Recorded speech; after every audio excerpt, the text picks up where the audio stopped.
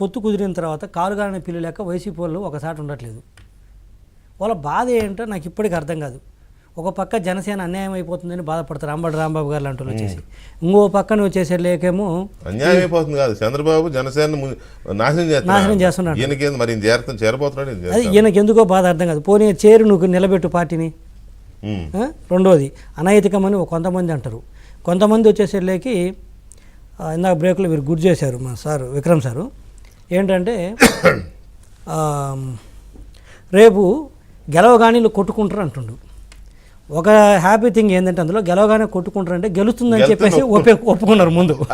సరే కొట్టుకుంటారు, అదేదో పెళ్ళి అవగానే వీళ్ళిద్దరు కలిసి ఉండరు విడిపోతారు అంటే పెళ్ళి అయితే అవుతుంది కదా, అట్లనే గెలవగానే కొట్టుకుంటారంటే గెలుస్తుందని ఈరోజు వైసీపీలో 1కి 10 సార్లు 10 మంది చెప్పారు. సో అంత ఈ ఒక్క అంశంలో ఈ 5 సంవత్సరాలు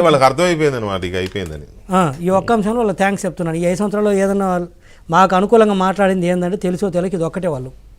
సో గెలుస్తున్నాం, గెలిచిన తర్వాత మేము కొట్టుకుంటామో కింద పడతాం పైన పడతాం మీకు ఎందుకు, మీరైతే ఇంటికి పోతారు కదా. వైసీపీ పార్టీ అయితే ఉండదు. రెండోది వెంకటేశ్వర గారు కొట్టుకోవటం అనేది ఏమి ఉండదు. లాస్ట్ టైం కూడా రాష్ట్ర ప్రయోజనాల దృష్ట్యా వాళ్ళు ఒక అంశం చెప్పడం జరిగింది, మేము ఒక అంశం చెప్పడం జరిగింది. ఆ అంశం విభేదించాము, బయటకు వచ్చాము తప్పితే పెద్దగా దాంట్లో కొట్టుకొని లేదా ఏదో రాజకీయ ప్రయోజనాలు వ్యక్తిగతంగా రాలేదని మేమేం కొట్టుకోలేదు కదా, అదొక అంశం.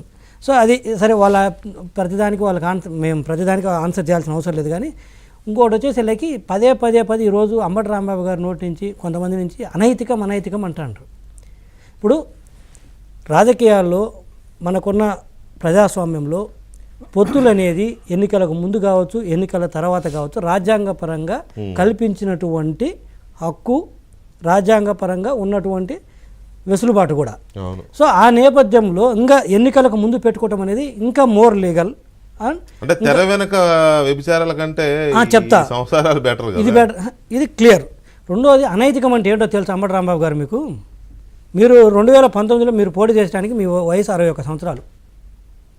తర్వాత 63-64 సంవత్సరాల వయసులో మీరు దాన్ని ఏమంటారు అమ్మాయిలతోటి వ్యభిచారం చేశారు కదా, డైరెక్ట్గా వాడుతుంటే మళ్ళీ మీరు ఏం చెప్తారు?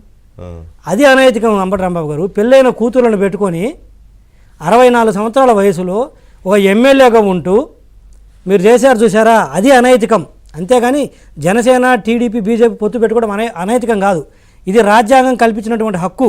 నీకు పెళ్ళైన తర్వాత ఒక ఎమ్మెల్యేగా ఉంటూ నీకు పెళ్ళైన కూతురులను పెట్టుకొని నువ్వు చేసింది చూసావా, అది అనైతికం. ఇంకోసారి అనైతికం అని మాట్లాడితే ఇంతకంటే ఎక్కువ మాట్లాడాల్సింది వస్తుంది. అర్థమైందా? ఇది నువ్వు ఇంత విచ్చలవిడిగా తిరుగుతున్నా కూడా జగన్మోహన్ రెడ్డి గారు తన మంత్రివర్గంలోకి మిమ్మల్ని తీసుకున్నారే, జగన్మోహన్ రెడ్డి గారు చేసినటువంటి అనైతిక పని ఇది. ఆయన ఒక్కడే కాదు, ఇంకా 4 ఉన్నారు. అదేవిధంగా ఒక డ్రైవర్ని, దళిత డ్రైవర్ని చంపి ఇంటికి డోర్ డెలివరీ చేస్తే ఆ ఎమ్మెల్సీ అనంతబాబుని జగన్మోహన్ రెడ్డి గారు ముఖ్యమంత్రిగా పక్కన కూర్చోబెట్టుకొని తిరుగుతున్నాడే, ఇది అనైతికం. ఇలా చెప్పుకుంటూ పోతే చాలా ఉన్నాయి అంబటి రాంబాబు గారు. మీరు మళ్ళీ రేపు వచ్చి అనైతికం అని చెప్పగలరా? ఇది విన్న తర్వాత కూడా టీడీపీ జనసేన బీజేపీ పొత్తు అనైతికం అని చెప్పగలరా? చెప్పే ఉద్దేశం ఉంటే కాసేపు వెళ్ళలేదనుకుంటే అయిపోయా, సిగ్గులేని జన్మలు అంటారు వాటిని. చెప్పదలుచుకుంటే నేను చేసింది కూడా 64 సంవత్సరాల వయసులో ఇది కూడా అనైతికం కాదు అని చెప్పి ఇది అనైతికం అని చెప్పండి. మీరు ఎటు ఒప్పుకోరు అది అనైతికం అని. అరే వయసులో ఉన్న వాళ్ళు మేం చేస్తే మాకే లేదు ఇన్ని ఆలోచనలు.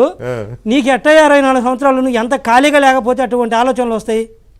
జనరల్గా సెక్సువల్ థాట్స్ ఎప్పుడు వస్తాయంటే వెంకటకృష్ణ గారు, మనిషికి ఏ పని బాట లేనప్పుడు కడుపు నిండా పుష్టిగా తిని ఏ పని బాట లేకుండా ఉంటారు చూసావా, అటువంటి సమయంలో వచ్చే ఆలోచనలు. అది ఆ వయసులో వచ్చిందంటే